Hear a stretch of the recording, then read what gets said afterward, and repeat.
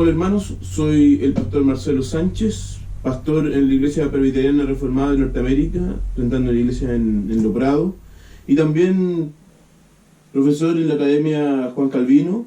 En este video quiero introducir un nuevo curso que se llama Jesús predica sus salmos. En este curso quiero que analicemos 8 ocasiones en las cuales el Señor Jesús habla acerca de sí mismo, basa su predicación en el libro de los Salmos, para que podamos aprender de qué forma los Salmos hablan de Él, con su propio ejemplo.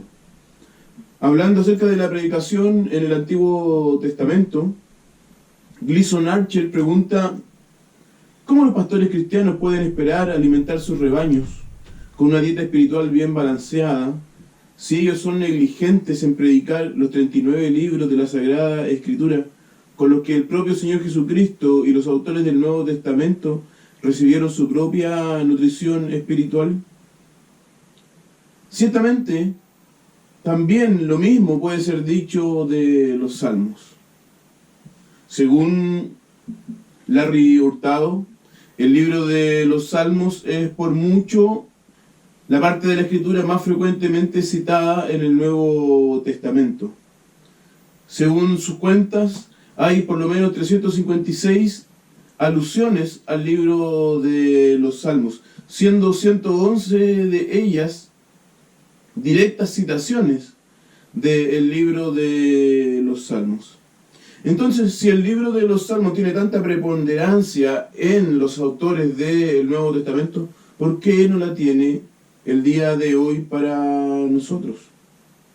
Los cristianos necesitamos alimentarnos más del Antiguo Testamento y específicamente más también del libro de los Salmos. Los Salmos fueron usados por Cristo para defender su ministerio, para traer paz a su propia alma en sus tiempos de necesidad. Ellos fueron usados por los apóstoles para explicar con profundidad la fe cristiana y convertir a los que no creían.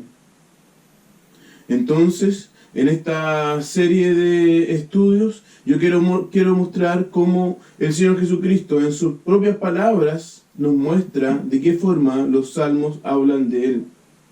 Porque Él lo dijo así. En Lucas 24:44 leemos: y Él, Jesús, les dijo: estas son las palabras que os hablé estando aún con vosotros, que era necesario que se cumpliese todo lo que está escrito de mí en la ley de Moisés, en los profetas y en los salmos. El Evangelio de Lucas termina hablando del encuentro de Jesús con sus discípulos en 2 ocasiones distintas. La primera, 3 días después de su muerte, donde 2 discípulos caminaban tristes camino a Emaús. Emaús era una pequeña aldea cercana a Jerusalén. Ellos iban tristes por la muerte del Señor Jesús, sin creer todavía en la resurrección de Jesús. No sabemos qué decían, porque el texto bíblico no nos dice nada más. Nos dice que ellos iban hablando acerca de las cosas que habían pasado en los días recién pasados. Y entonces se acerca un hombre que ellos no reconocen y les pregunta sobre qué están conversando. Y también le pregunta por qué están tristes. Ellos le responden hablándole acerca de Jesús y su crucifixión.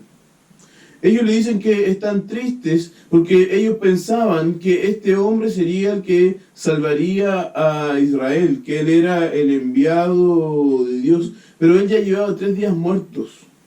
Al parecer su fe estaba menguando. El hombre que se acercó a ellos era Jesús mismo y les dice: oh insensatos y tardos de corazón para creer todo lo que los profetas han dicho.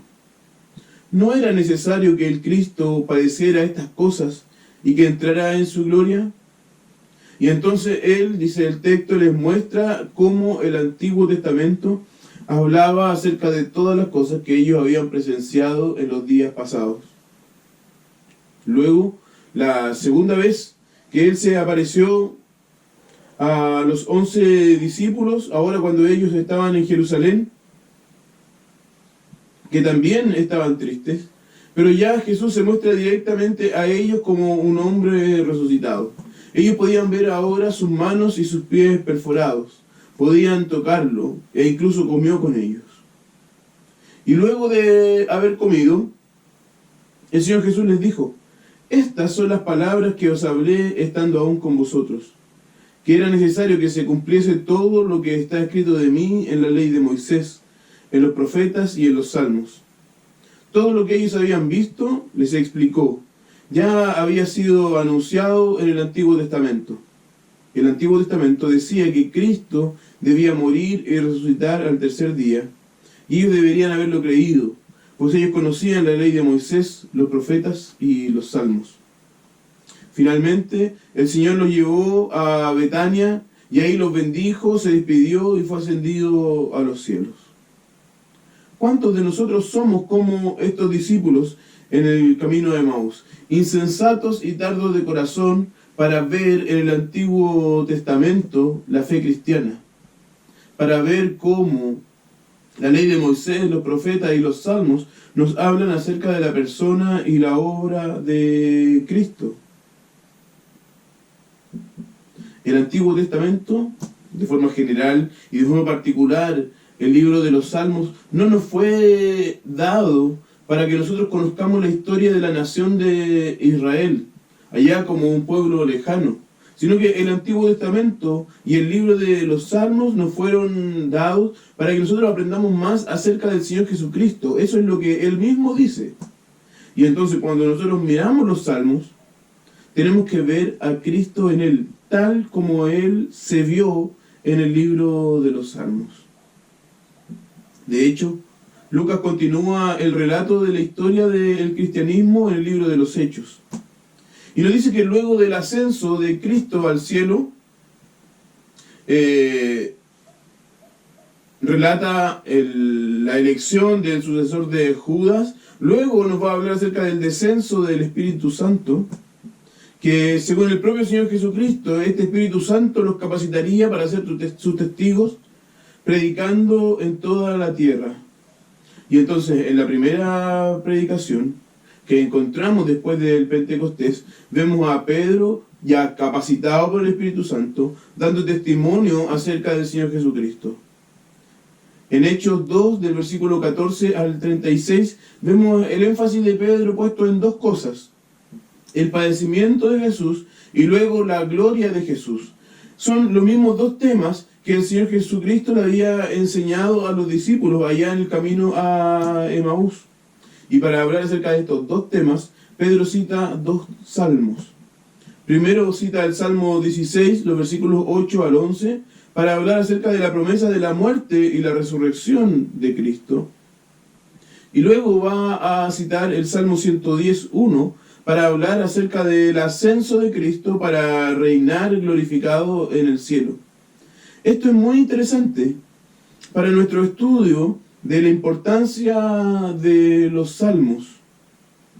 Y es muy importante que nosotros veamos cómo los salmos informaron la predicación acerca del Señor Jesucristo, cómo ellos informaron el testimonio que los apóstoles daban acerca del Señor Jesucristo.